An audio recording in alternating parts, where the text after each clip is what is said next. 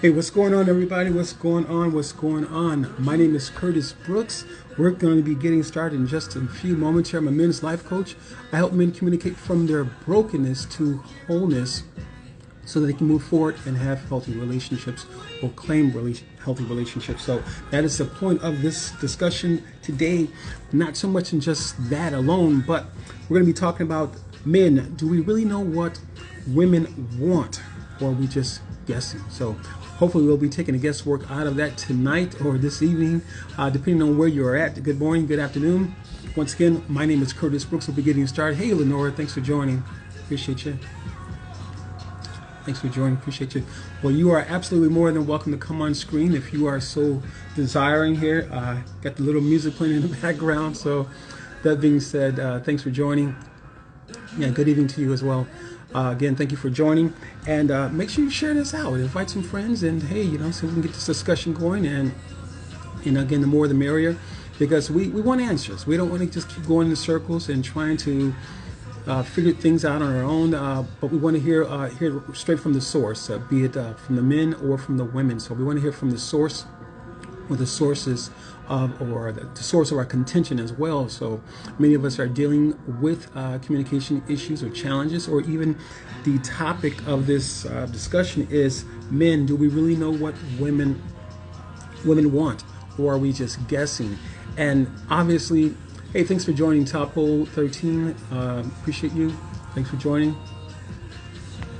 Hey, what's up? What's going on, Marlon Sr.? Thanks for joining. Appreciate you. Guys, we'll be getting started in just a few moments here, So invite someone, share this out with someone, and let them know that we are talking about men. Do we really know what women want, or are we just guessing? So if you got the courage, hey, I got the time. So that means that if you want to come on screen here, come on camera and speak your piece, hey, you're more than welcome to. And you might have some pushback from some other people in the individuals in the audience, individuals who are listening in. You might have a little bit of pushback, but it's okay, because there's nothing wrong with pushback. Pushback helps us kind of learn and learn the error of our ways. Because some people could be absolutely more vocal than others, but nevertheless, as what is his name, the comedian, you gonna learn today, yeah. But that being said, thanks everybody for joining. Appreciate you. We're talking about men. Do we really know what women want, or are we just guessing? I'm going to start with myself. Like I said, guys, invite someone. Let them know that you're here listening in to a great conversation. Share it out. Thanks for joining. Lenora, Topo 13, and Marlon Sr. Appreciate you. Thanks for joining. Again, share this out to as many people as possible. Let's get them, or make them part of the conversation, guys, here. So this is actually my first time going, or my second time going live on Instagram. So I just shared it out to my page here. But nevertheless, guys, we're going to start. Hopefully you're enjoying the music. The music is not too too rash back there. So I was having trouble getting some kind of music started, but wanted to play something different. But I figured some kind of upbeat music. So, anyways, welcome, guys. My name is Curtis, and I am a men's life coach. I help men communicate from their brokenness to wholeness, so they can move forward and claim healthy relationships. All about claiming healthy relationships, right? Absolutely, absolutely. So we're going to get started. Absolutely, let's do that. I'm going to start with myself, because I think the best example of communication is starting with yourself. And I was one of those persons that grew up in a household not really always knowing how to communicate. And I think fathers play huge roles in communicating. And my biological father wasn't there, and that's not the end of the world, for many of us. That's not the end of the world, but it happens. So you have to learn how to communicate. And I grew up in a household full of women, and that's not a bad thing, but they were very vocal, very vocal. So They encouraged me to talk when I didn't want to talk. They provoked me in all kinds of different ways, but nevertheless, when I did talk, they were running for the hills, and so I titled this broadcast, "Men, do we really know what women want, or are we just guessing?" I titled this purposely because I want to get your attention. I want to get us to thinking because obviously, men, we don't always know what women want, and women don't always know what we want. But the biggest problem or biggest issue that we have with that, with men and women not knowing what we want from each other, is that communication. Communication is the biggest challenge that most of us are facing, and I think the biggest challenge with communication is our own issues, our own challenges that we're having. So during this broadcast, guys, my hope is that the words that are spoken this evening and moving forward will help to restore your communication challenges that you're having, namely men and also women, because hey, let's face it, men and women alike are having communication issues, and in most cases, again, as I said moments ago, is that we are trying to communicate out of our pain, and a lot of times that pain is, it comes up. It comes up, guys. Let's face it, it comes up, and we're speaking to. We're speaking out of that pain. We're speaking out of that hurt. We're speaking out that person that's been kind of damaged. That person who's kind of felt like they've been twisted and turned around. What's going on, Jennifer? Thanks for joining. I appreciate you. Thanks for joining, Jennifer. Hey, Jennifer, make sure you share this out if you are so inclined to. You like this conversation here. So again, as I said moments ago, people as a whole, we were most of the cases communicating out of our pain, and because we're communicating out of our pain, and a lot of people that we're dealing with, be it our kids, be it our significant others, our husbands, our spouses, whomever, even employees are in the workspace. A lot of us don't. Oh, what's going on?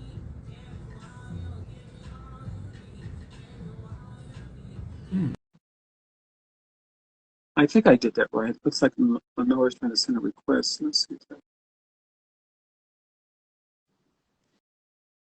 Oh, I am sideways, aren't I? Yeah, you're sideways. Hey there, Lenore. Hi. Let's try to fix this. Yeah, looking good, looking good. There we go. Awesome. So thanks for joining. Appreciate your support. Absolutely. So what made you? I mean, what did I say something that's kind of just compelled you to join, or provoked you, or Well, the topic in itself is right. is provoking. So absolutely. Yeah, I thought it'd be good to have some dialogue about this, and absolutely. Now, yeah, and as I was saying earlier before you just joined, is that a lot of times, when we're communicating with people, be it spouses, significant others, whomever, kids, we're communicating out of a space that sometimes is cloudy. Sometimes it's cloudy, and sometimes it's, it's very, very cloudy, and you can come out saying things that you don't mean,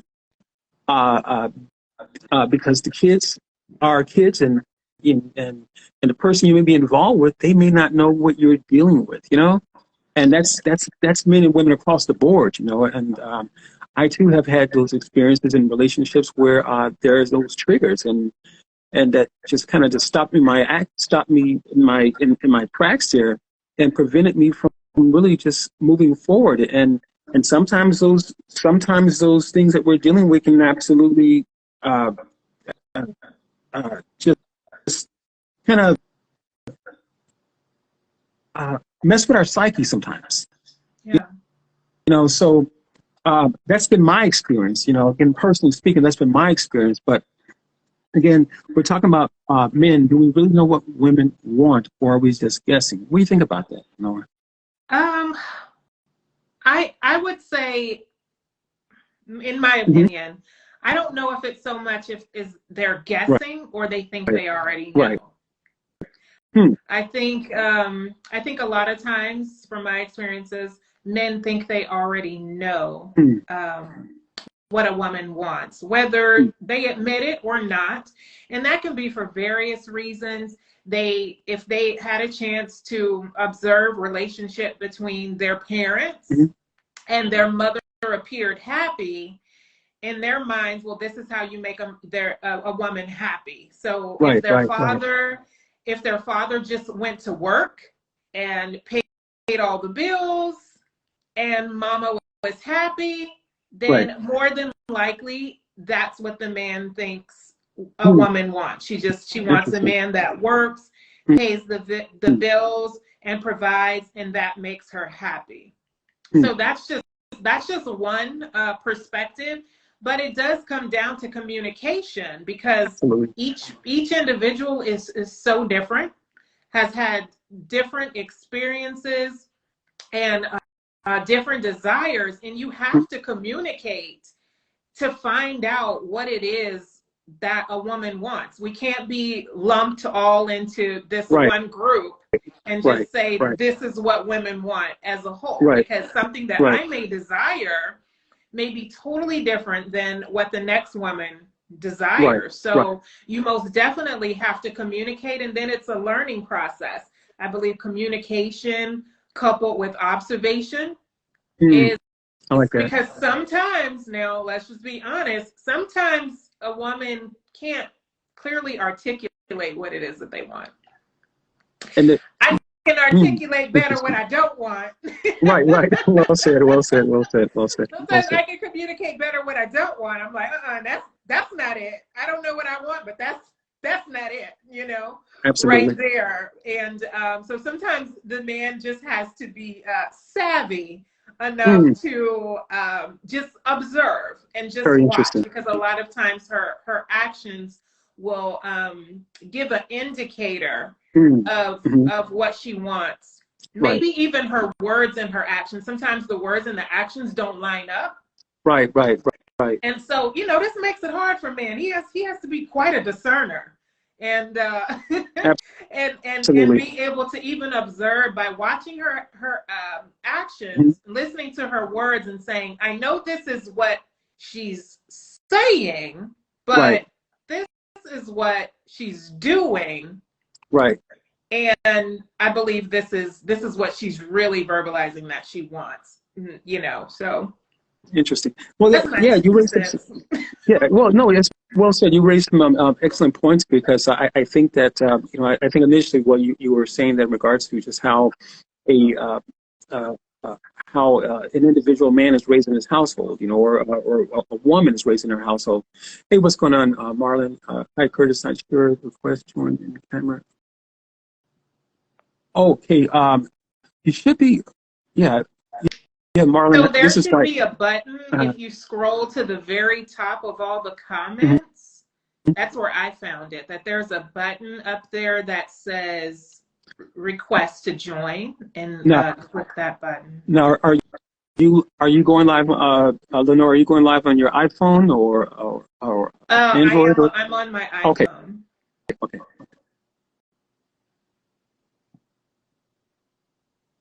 So let's see if he can. Yeah. So once you finally request the join button, Marlon, I'll get a notification on my phone. Okay. I'll get a notification on my phone, and it will appear here. So yeah, absolutely. So I'm not sure where it's at here. Let's see here, or if you're in an iPhone or Android, but so hopefully you find it, Marlon, and definitely we want to have you on and just make this conversation more the merrier.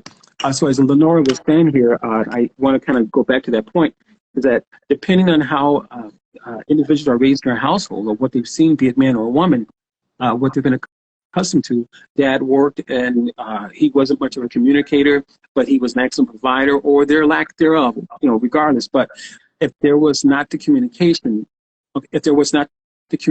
okay, cool, Marley, he's going to try to make the iPhone. So if there was not that communication, it's very interesting, because that's just what we are accustomed to.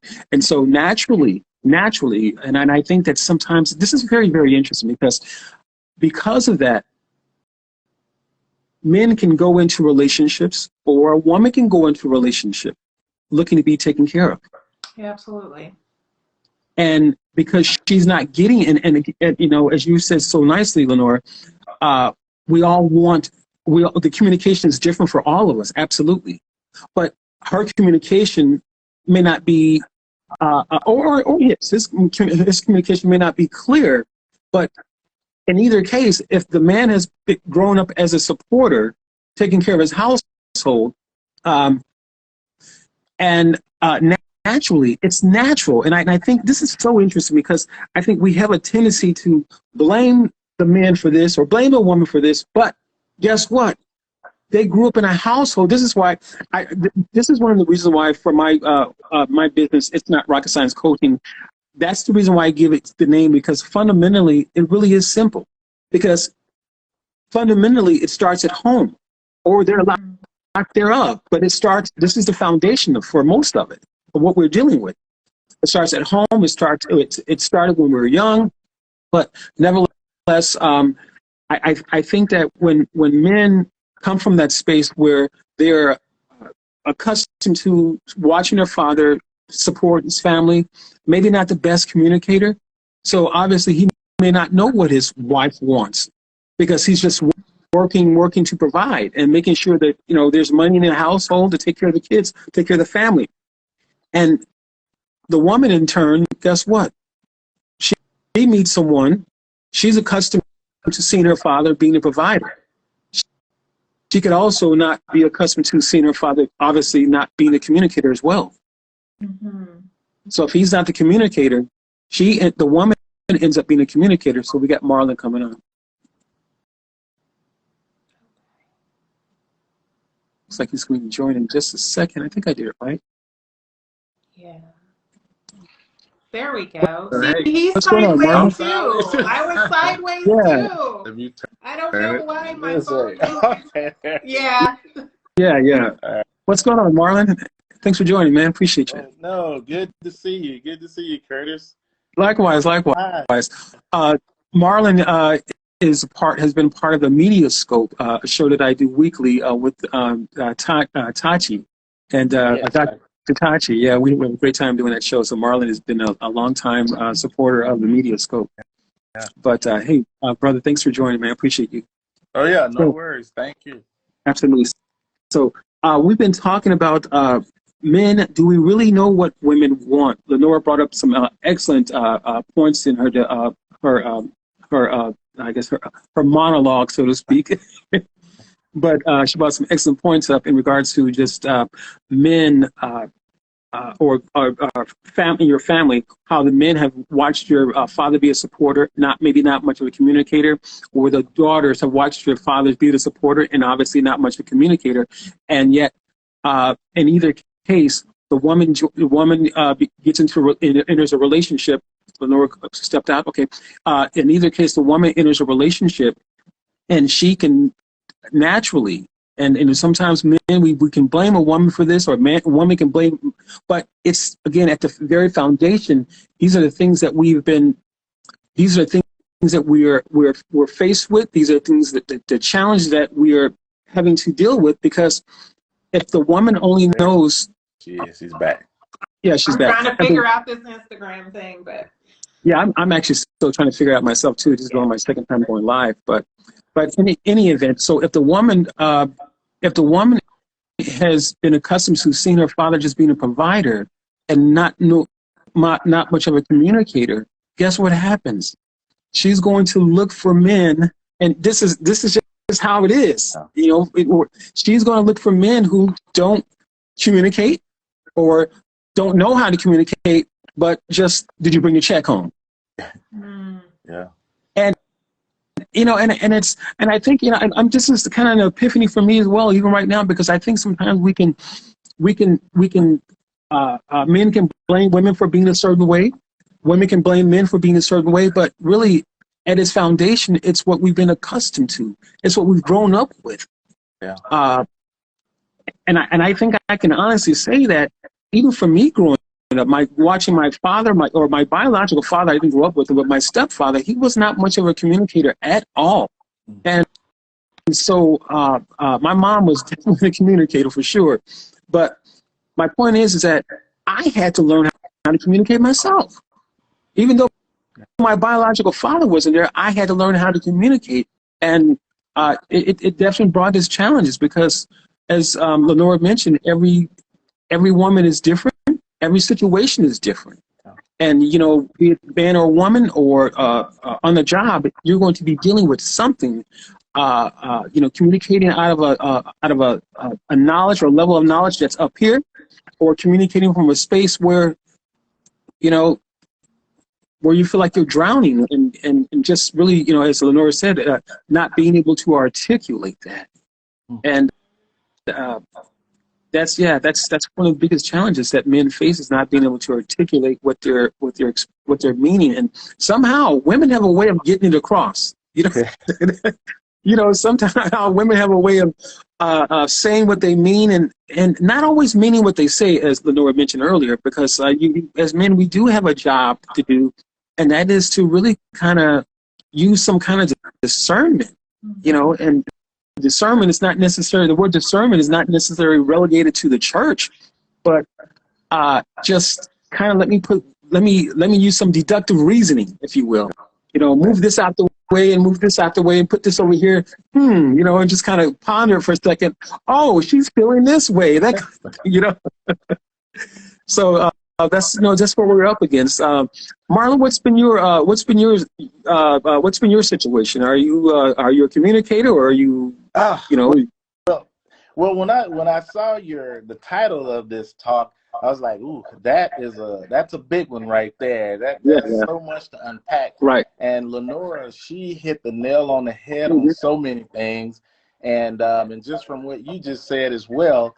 And now I would say I learned to be a communicator, but just going to I don't know if your topic, you know, do men know what women want? You know, the answer to that is no. But I mean, I don't think any of us really know what we want, but communication is the key. Right. Coming from a perspective of a man that's been married 27 years, I had to learn to be a communicator, to learn how to think before I spoke, to learn how to just like you just said, take a moment. You don't just start talking. Sometimes you have to just say, hey, let me just think about what she's saying, what she's feeling, how was her day, you know, what was she faced with. And sometimes you need to show more caring, you know, be more caring versus what's wrong, what's going on, you know. You just have to listen.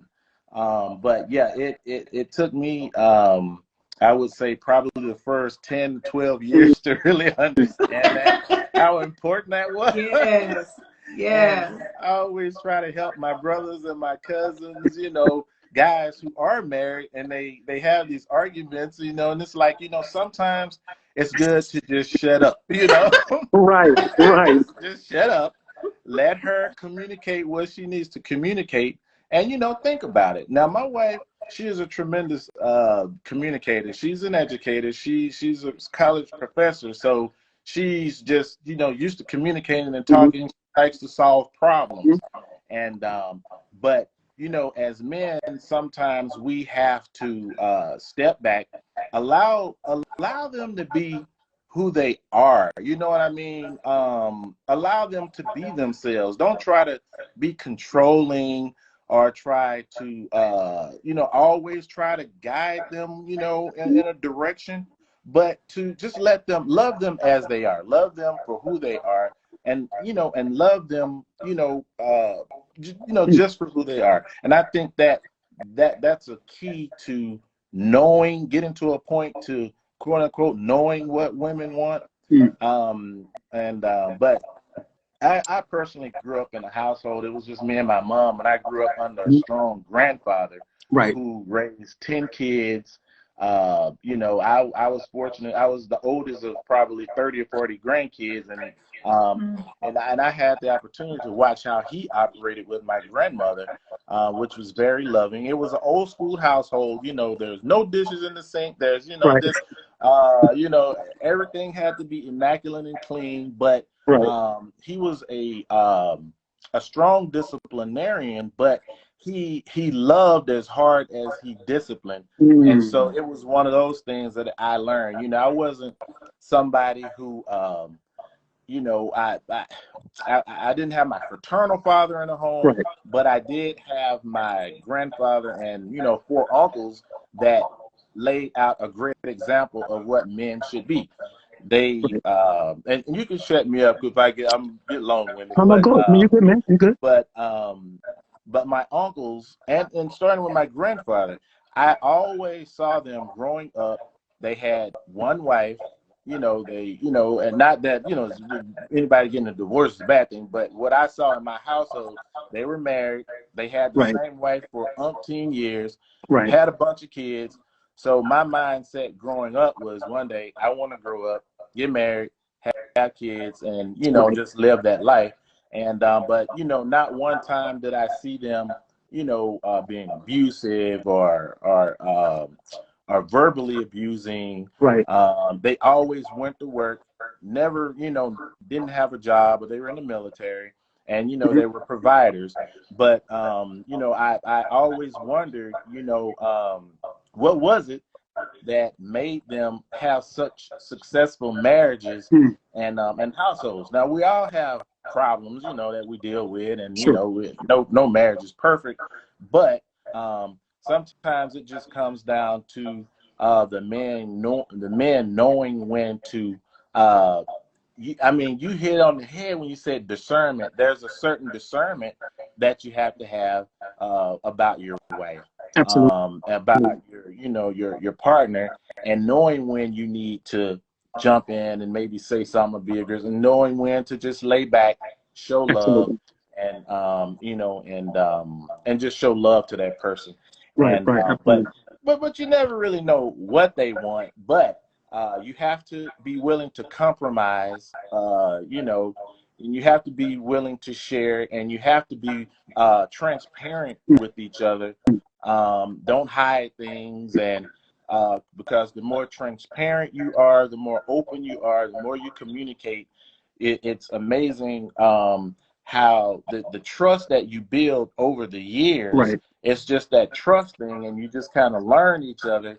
And sometimes my wife, you know, I'll hear her or something, I'll be like, okay, tell me, you know, what's going on. I hear you kind of, she's like, what's wrong? How do you know me so well? Well, we've been together for over 30 Right. years, you know what I mean? Right. You know, Right. so, but yeah, it's just one of those things where you just, you learn that person, and you just have to be patient.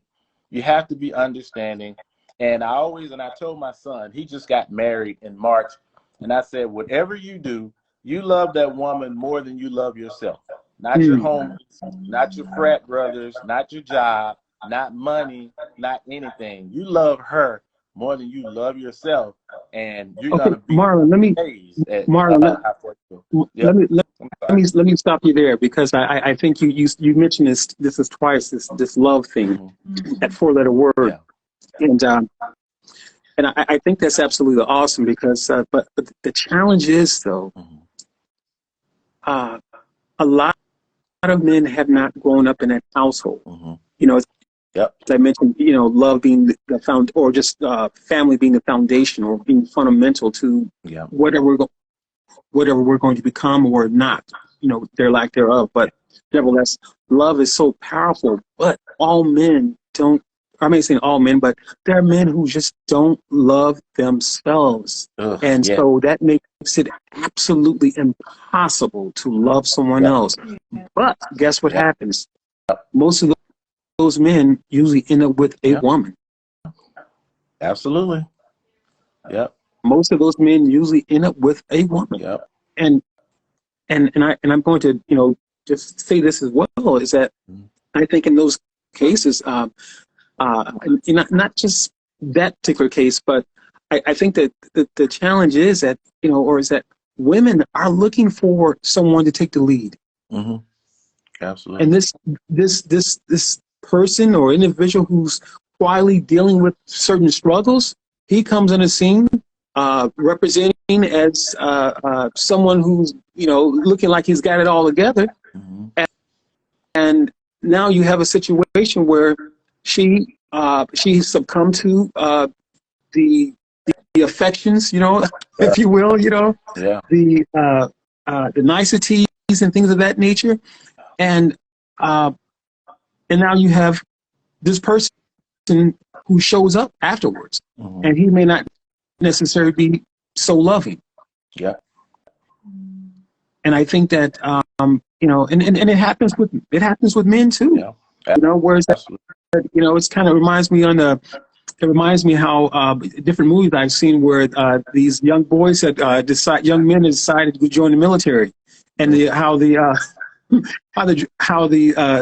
recruiting sergeant or recruiting officer was just, you know, taking them out to lunch and everything, and just just kind of you know, for lack of a better word, kind of whining and dining them, you know, and just kind of just taking them out to lunch and let's do this. Hey, we went skydiving. We went to the arcade and played games and things of that nature. Yeah. And then the moment they get on that bus, Yeah.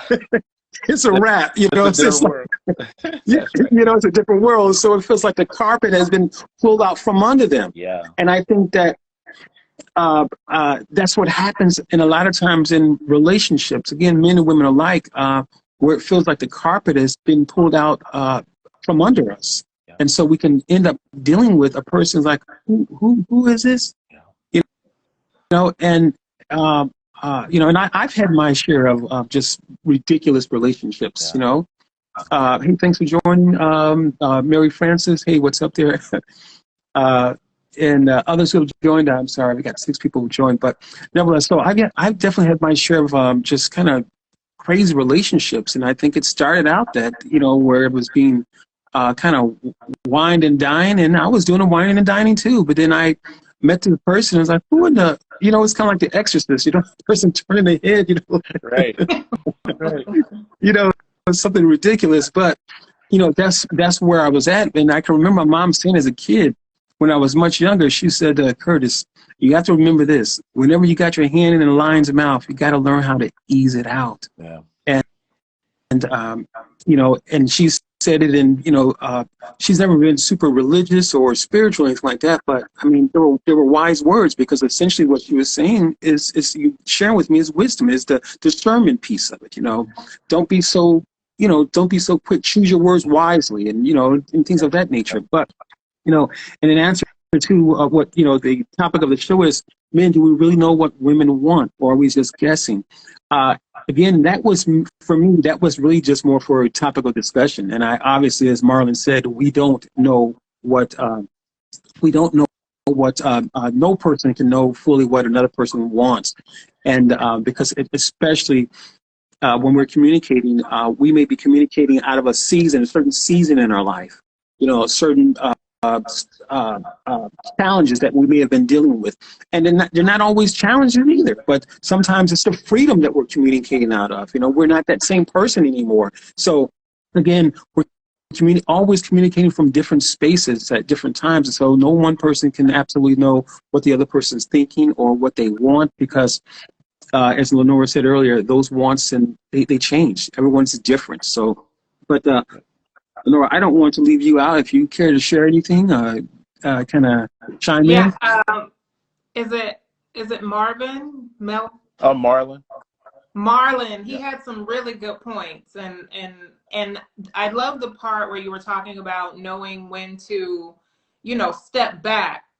And what was coming to my mind is, especially as it concerns what women want, that stepping back, I believe, is allowing a woman the freedom.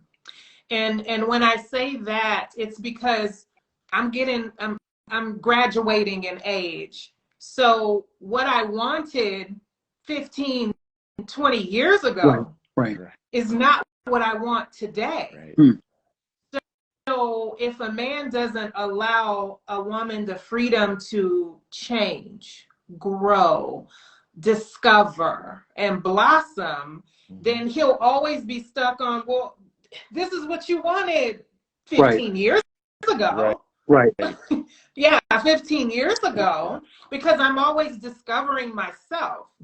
And that's what life is, all of us. It's a self-discovery. Right. And so a lot of times what I thought I wanted was shaped from society, it was shaped from what other people said, it was shaped from what my mom, for example, my mom used to always say she wanted 6 kids. So I grew up saying I wanted 6 kids. Well, so I had to discover as I grew up, you know what? That's never really what I wanted. That's what Mama wanted. Right. But I took that on for so many years.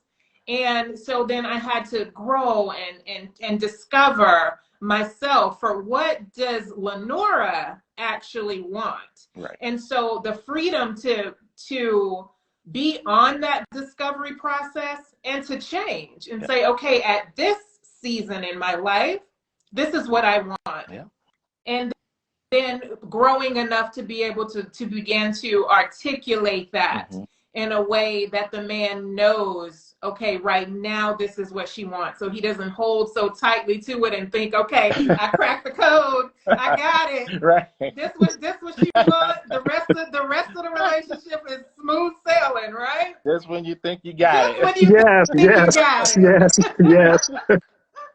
I always laugh because even in my family, I'll say that like at one point I made like love pizza, for example, and then 6 months from now be like, pizza. I don't like pizza. I don't want like. Well, wait, I thought you loved. Thought you were tearing it up 6 months ago, right?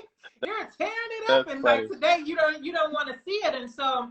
I think it's important for men to know and to learn one thing, and all women don't know that this is actually what they want, but that freedom to be able to change and to discover and to grow so that they can blossom into who they are and knowing what it is that they want. Yeah. Right. That's good. You know, I think also too is that people meet us at different spaces in our lives as well. You know, so where a person starts a relationship, and you know, like you said, Lenora, just using your example, she may like pizza, so he comes home with a pizza every week. Every week. Yeah, you know, every week. You know, and she just, you know, she enjoys it or whatever, but then 6 months later, because men are men, how we are, Marlon, I'm sure you can probably attest to what I'm saying, is that guess what? We still bring the pizza home. Yeah, we kind of get stuck on that one thing sometimes. Right. Wait a minute. you like pizza, but I think to Lenora's point, I think people as a whole, we're all evolving. And thankfully, we're able to see outside of the borders of our individual households, be it from the jobs that we worked on, be it from seeing other people on television and things of that nature. We've just been able to basically have different experiences. And because we've been able to have those different experiences, we can now say, you know what, I don't want pizza today. You know, I don't want pizza. You know, if you bring me another pizza up in this house, you know, you know, and it can be okay. And I think we have to make that room available for each of us, because I think at some point in relationships, one or the other person can stop growing. Yes. Yeah. And it really is. It can be difficult to. It can be difficult to gauge our to gauge our growth. And what I mean by that is that the other person is doing things and just making things happen for themselves, and yet the other spouse is maybe not as agile or something, to some degree or whatever, and just wants to go to work and come home. But here's where the challenge comes in, that oftentimes that the spouse, be it man or woman, can absolutely come to a space of control and feel like the other person is getting away from them. Yep. Yes. Be it man or woman. And I like to watch the show. I haven't seen it in a while. I like to watch the show My 600-Pound Life. Oh yeah. And they talk about the obviously when people who are having some kind of eating disorder, weight issues, and things of that nature. But what commonly happens is that, be it the man or the woman, is that they're accustomed to the person eating the way that they've been eating for so long, for so many years, being the caretaker essentially, being a caretaker, the provider, but then being a person that the enabler. I'll put it that way, because Dr. Now is really the host of the show. He really kind of makes the show. You kind of like to watch him talk to the clients as well, because he doesn't hold any punches, but nevertheless he'll start off and say, all right, so who's the enabler? Because that's at his foundation. Seriously, that's at his foundation. There's someone going to be feeding this other person's cause, whatever their issue may be, and when they're feeding it, it helps them to stay where they're at. Mm-hmm. It helps them to remain comfortable. Yep. Because if the other person gets wise enough, and I don't want to say that the other person is doing this deliberately, but I think it happens. It can happen in life. So you don't have to be 600 pounds or 700 pounds. You can be whatever size, and it can happen in life where you have those relationships. You're in a relationship, and you can feel like the other person's getting away. It happens. So, but he initially will say, okay, who is the enabler? Who's helping you remain where you're at? Because all human beings, man or woman, we were gifted to take off and fly and be who God desired us to be. Yeah.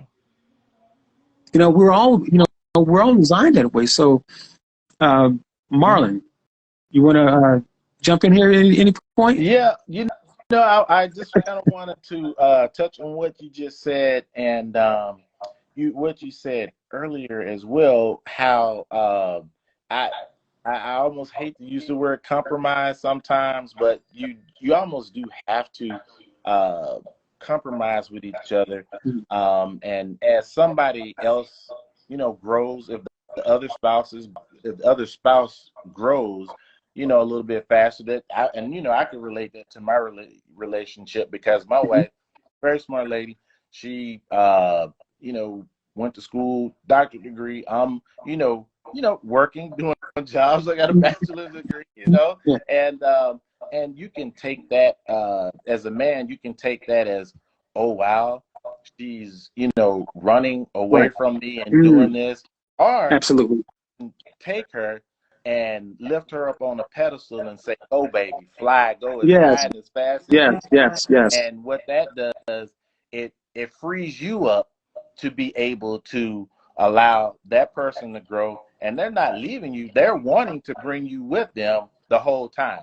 And, Right. So it's just for a person to, it's just important for a person to be. I don't know, I guess it's secure in themselves. You in a marriage, you really have to be secure in yourself in order to be able to allow somebody else to kind of grow and to do things. Okay, Marlon, question though. Okay, question, and for you also, Lenora, for when Marlon I like what he just said. So for a person, be it man or spouse, you have to be secure in yourself. So does that security, that being secure in yourself, is that something that starts? Is that something that a person already has, or a person learns to develop that part in themselves, or that security piece? Yeah, I think it's both, actually. you know, I think we all have a certain, you know, level of security, you know, within ourselves. Some people, Right. will, you know, can be insecure, but I think we all have a certain amount of security. But it definitely has to grow, True. because, you know, when you see somebody else, you know, taking off and doing something, your spouse is your partner. So Mhm. you want to look at that. You want to look at it as a partnership, a relationship as you grow. And as you grow, your you know, that will grow as well, but the security will grow as well.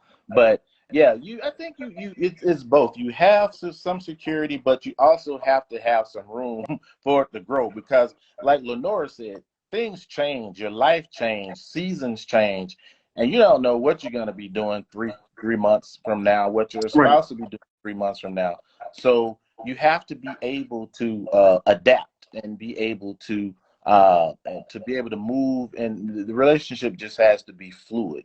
Right. And Right. you have to be able to grow and be secure, you know, within yourself, in order to allow that other person to grow as well. And you Okay. kind of, And now, Lenora, I want you to answer this too, but I want to just say this. So it's interesting because I think men are automatically supposed to be secure. yeah, you're right. That's the thought process. I think we're automatically supposed to be secure, and that when the woman is making moves, and don't get me wrong, and it absolutely happens both ways now, because you can have obviously insecure women as well. But in this event here, when the or situation when when a woman is making those moves, we're as men, we're supposed to be automatically secure. Yeah, Mhm. that's the thought. But, Yeah. So Lord. Lenora, I want to hear from you. What's your what's your take? This here topic right here is so good. When I think about the security, yeah, I think I agree with Marlon that I think each person does have a level Mm-hmm. of security, whether it be high or low.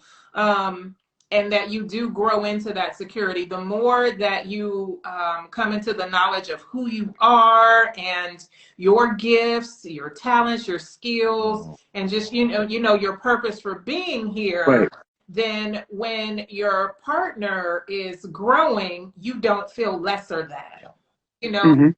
and you don't feel left behind, that Right. you just look at, okay, what are my gifts, skills, and talents, and how can I come alongside of my partner, be it man or woman, and offer what I have to help them. Yeah. Right. So you always see yourself as a help Yeah. versus, Right. oh, Right. I'm getting Right. left behind. It's one of those, let me get in where I fit in. Okay, what can I do to help? Like Right. you said, lift Mm. her Right. up, lift Right. him up, same thing. Yeah. But the interesting thing that you just mentioned, Curtis, about the man needing to automatically be secure. Now, I always say, oh, Lord, I'm so glad I'm not a man. It's a tough job. Mm-hmm. I'm just going to go ahead and put it out there.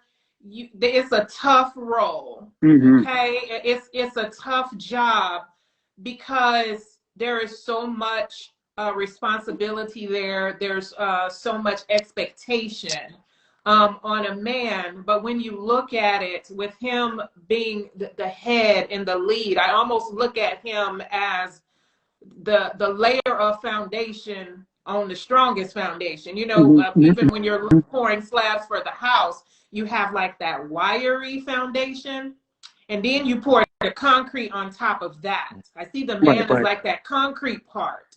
And so when a woman steps into a relationship, just like when we step into a house, I'm looking for that concrete to hold me up. Yeah. Right. Right. Right. Right. I'm expecting that concrete to hold me up and not crack, not buckle, not fall. But I think it's because we have in our mind, we know what the Mm-hmm. role is. Yeah. So my expectation is the role description. Now, whether a man has been able to be developed enough to Right. fulfill that role Yeah. is another thing. But in a woman's mind, this is the role, though. Yeah. Absolutely. Absolutely. This is Absolutely. the role, and I expect it, and I need it to be there. But I do, I've grown to try to be more understanding in that. Yeah.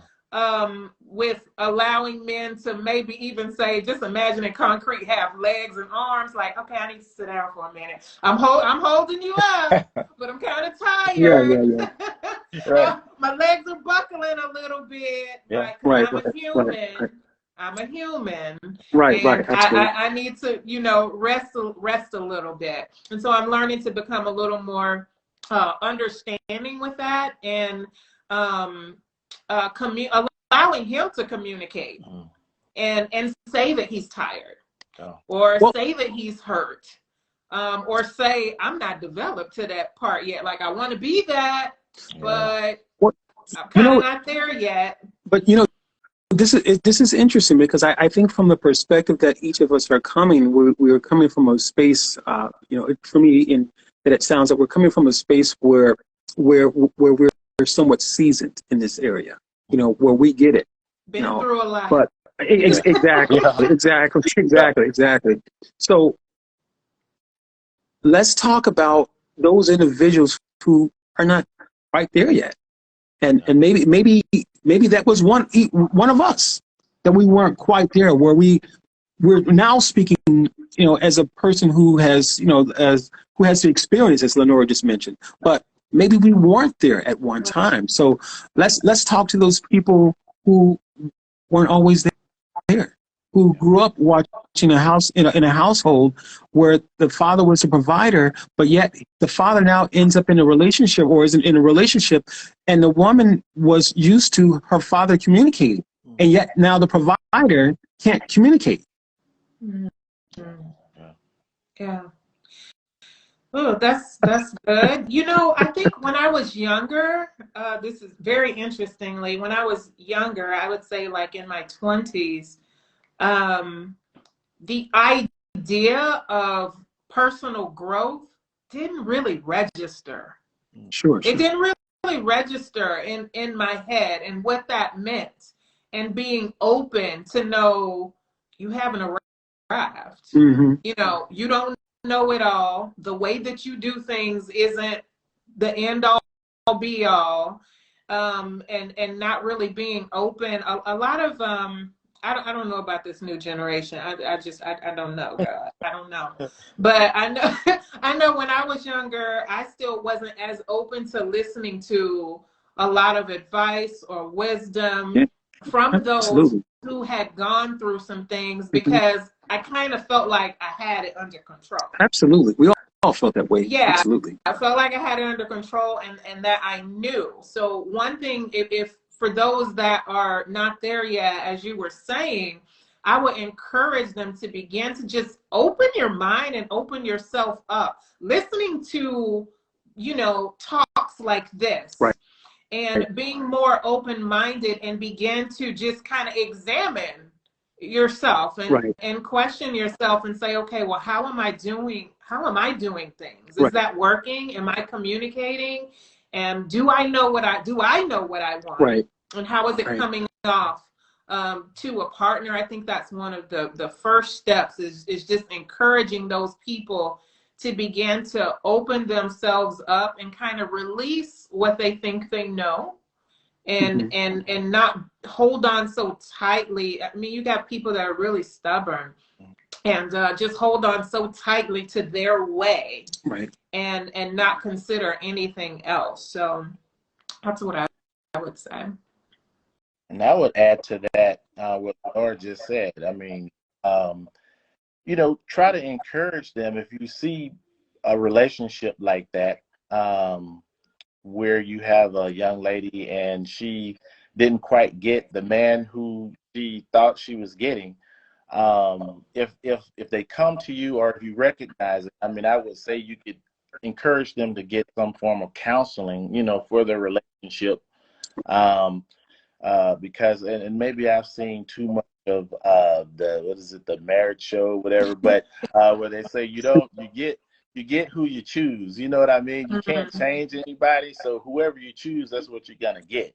But when you have those issues, I would say seek counseling. In your church, or go see a counselor through your job, or but not every man is going to have that perfect model of how to or every man isn't raised with that perfect model of Right. how to be a man.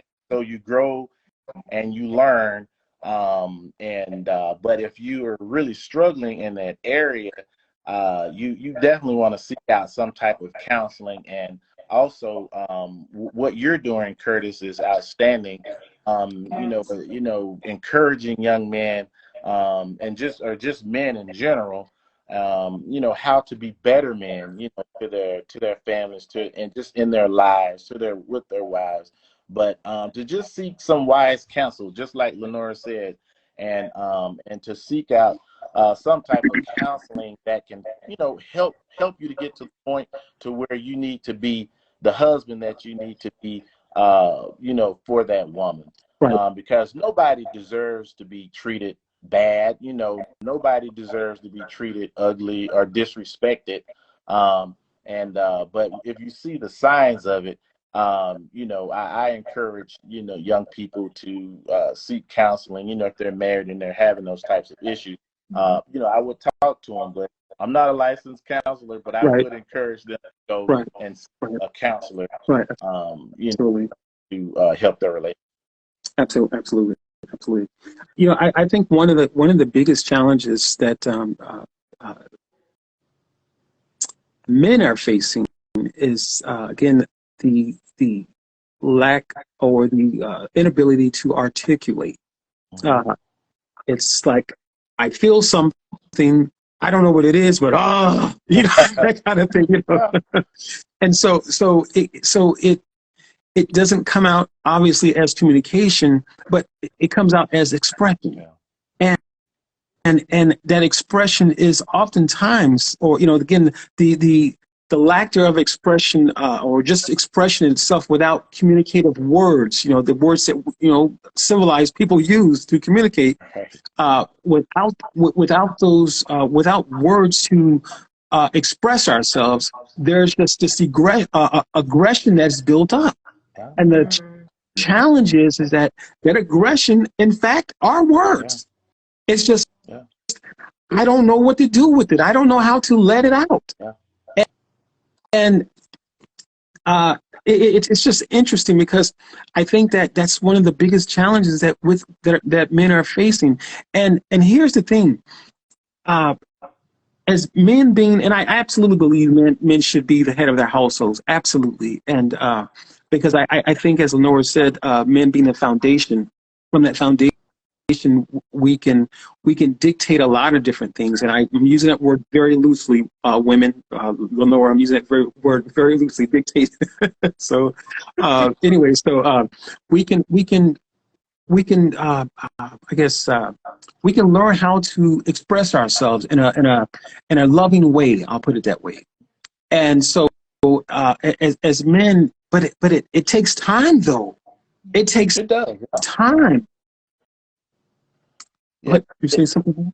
No, I was saying it definitely takes time. I mean, because we've been married 27 years now.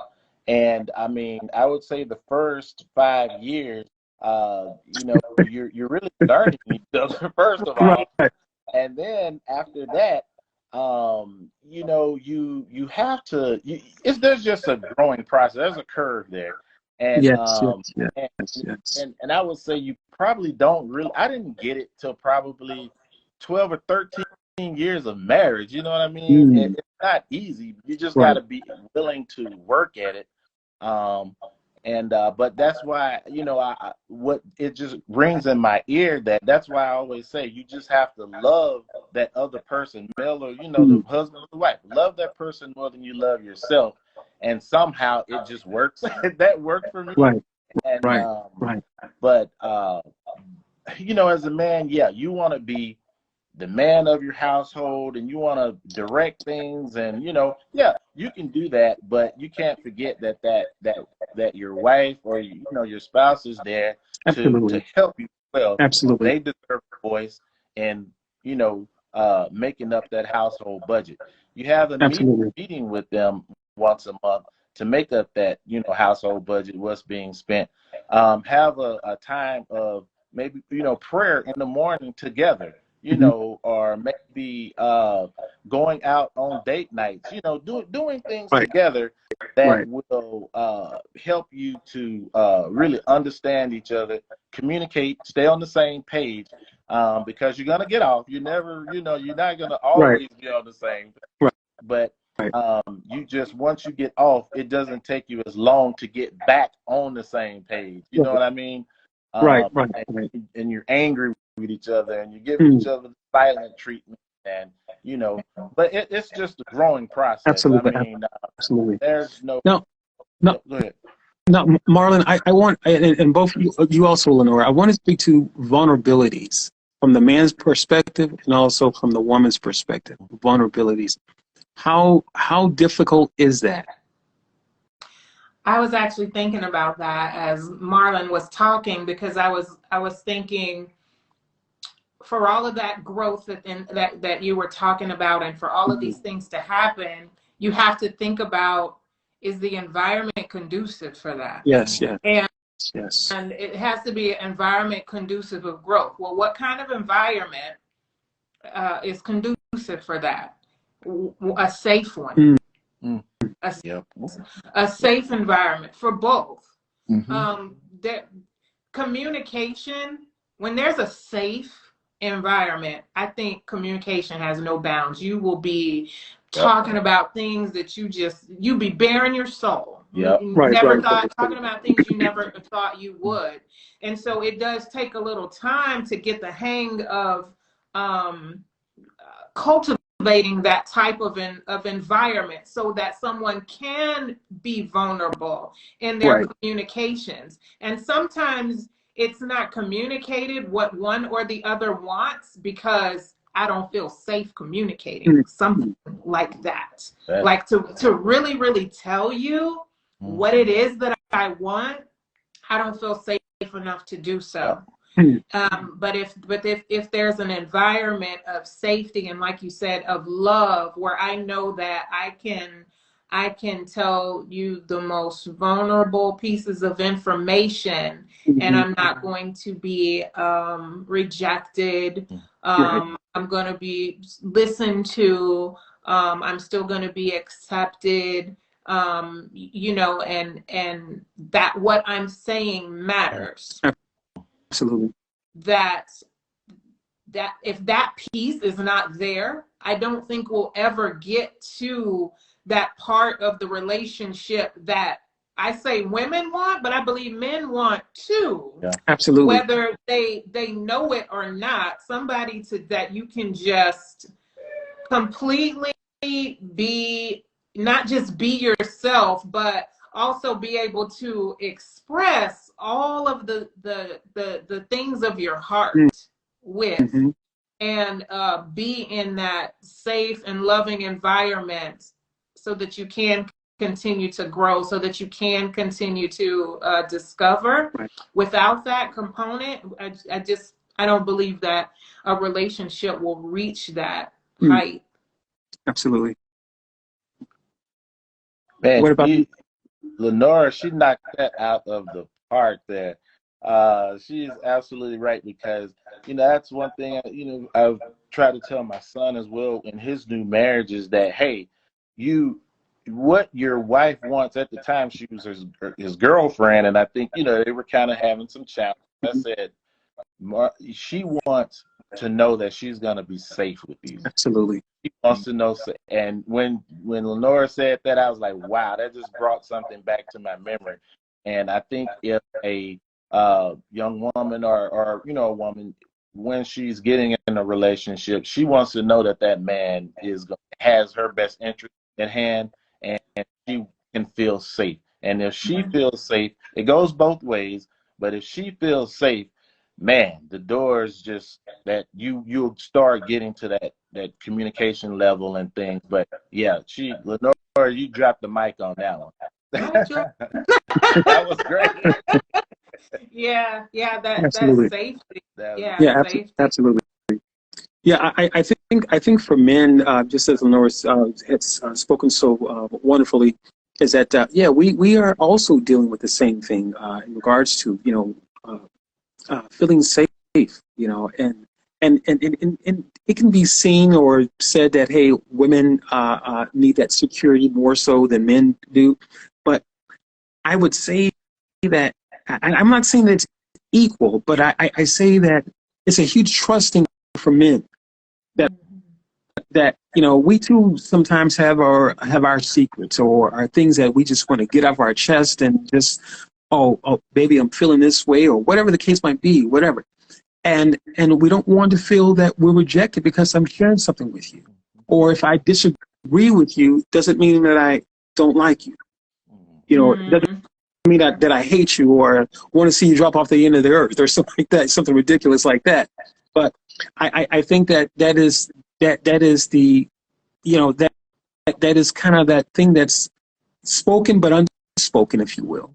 You know, so that, you know, because I disagree with you doesn't mean that I don't like you, because I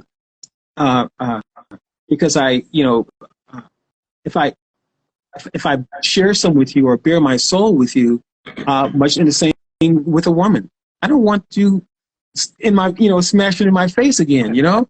And matter of fact, that conversation is off limits now. Right. You know, I got it off my chest. It's done. It's a wrap. We put it in the vault, and we don't have no more. You know. Right. But yeah, so men are absolutely dealing with the same thing as Lenore said so nicely. That you know, it's tough for us to be vulnerable. Yeah. It's tough for us to not know the answers to something that our significant others dealing with. You know, it's tough for us to feel helpless because naturally as men we want to help. Yeah. You know, and one of the things that I learned in previous relationships, and it took me a while to learn this too, as Marlon said, you know, it takes time, is that there's some things as men, some things that we just can't fix. Yeah.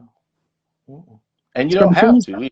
Yeah. And we don't have to. Absolutely. Absolutely. Absolutely. And she don't absolutely want you to. Yeah, absolutely. Right. That's the other piece of it. Yeah. Yeah. That's the other piece of it. And sometimes it can be. Go ahead, Marlon. Go ahead. No, I was just gonna say. I mean, sometimes my wife, I might just jump in there, and she'd be like, "I don't need you to, you know, to fix it right now. Just listen." Just listen. Just Yes, listen. ma'am. I understand. Absolutely, Nod absolutely, your head absolutely, while I'm talking. Just say, absolutely. yes. You know, and Right. that's a hard thing for us to do as men sometimes. You know, because we, especially when you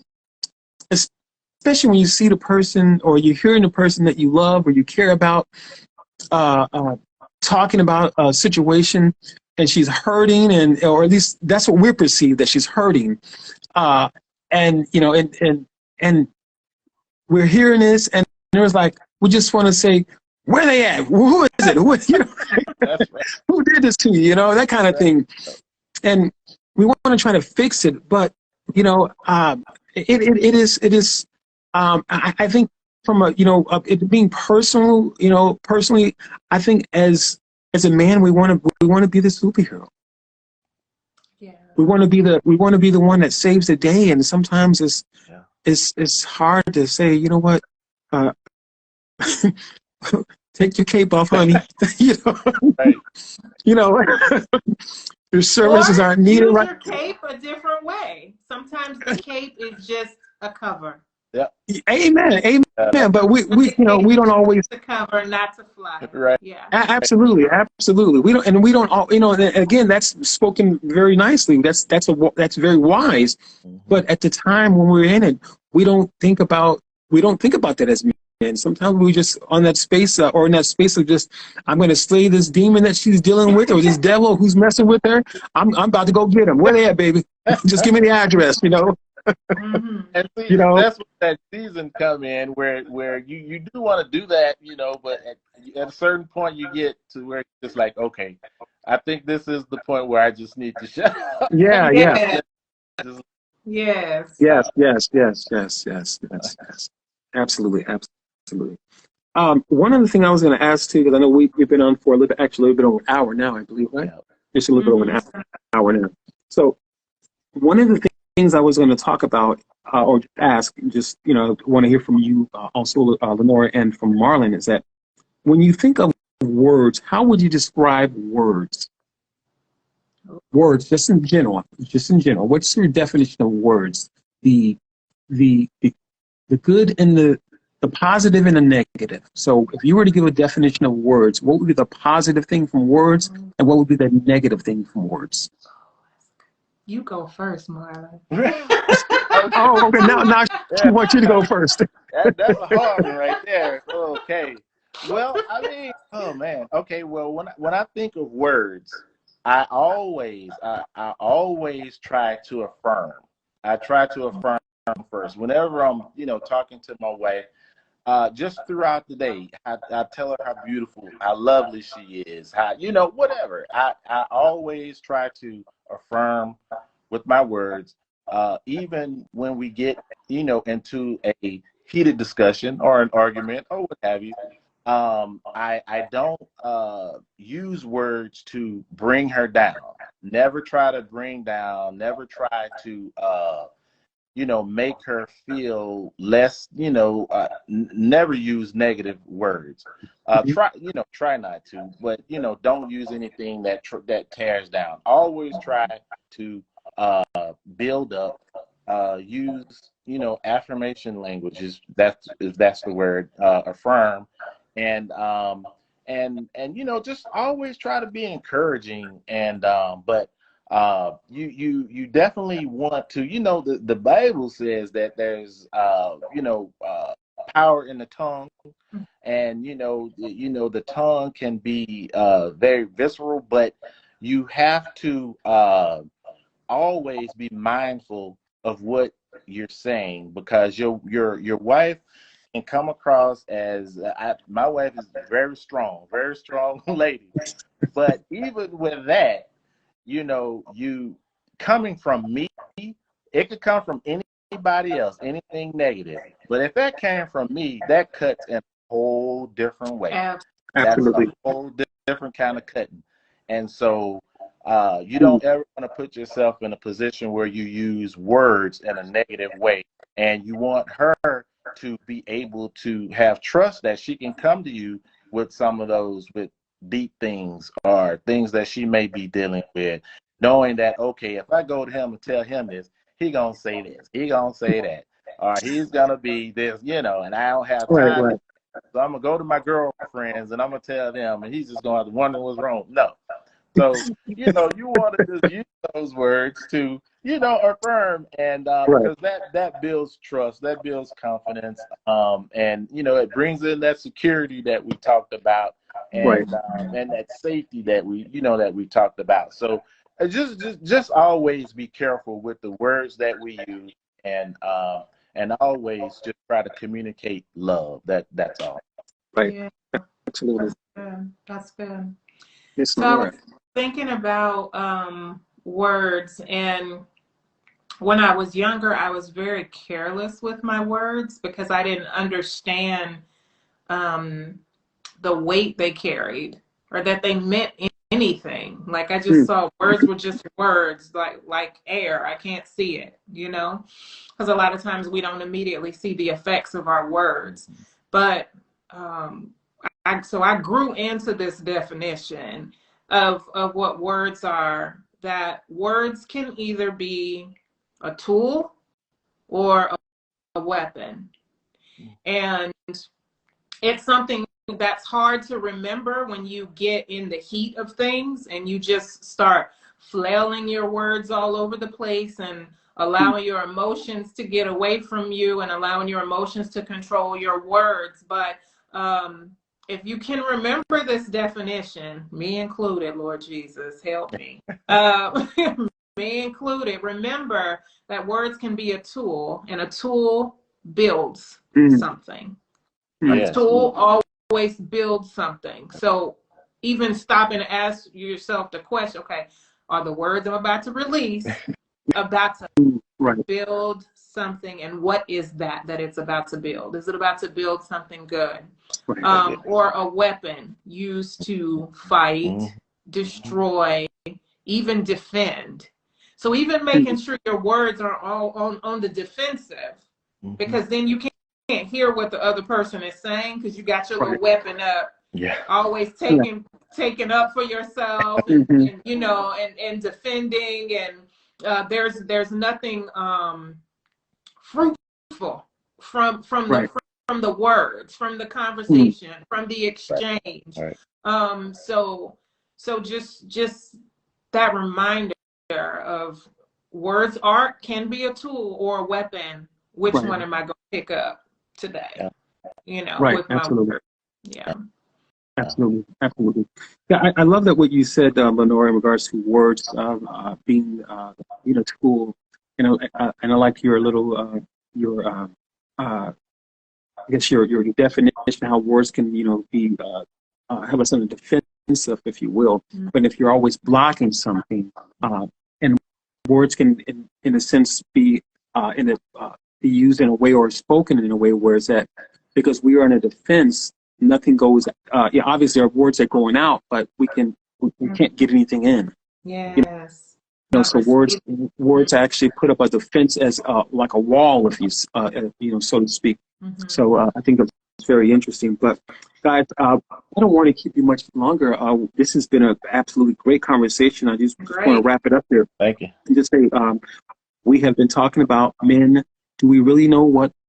Do we really know what women want, or are we guessing? So we kind of suffice it to say is that no, we don't know what women want. When it gets down to the bottom, right, absolutely, and conversely, women don't always know what men want, but and we also talked about the power of our words. Marlon and Lenore both gave great explanations or definitions for words and what they mean to them, the positive and the negative.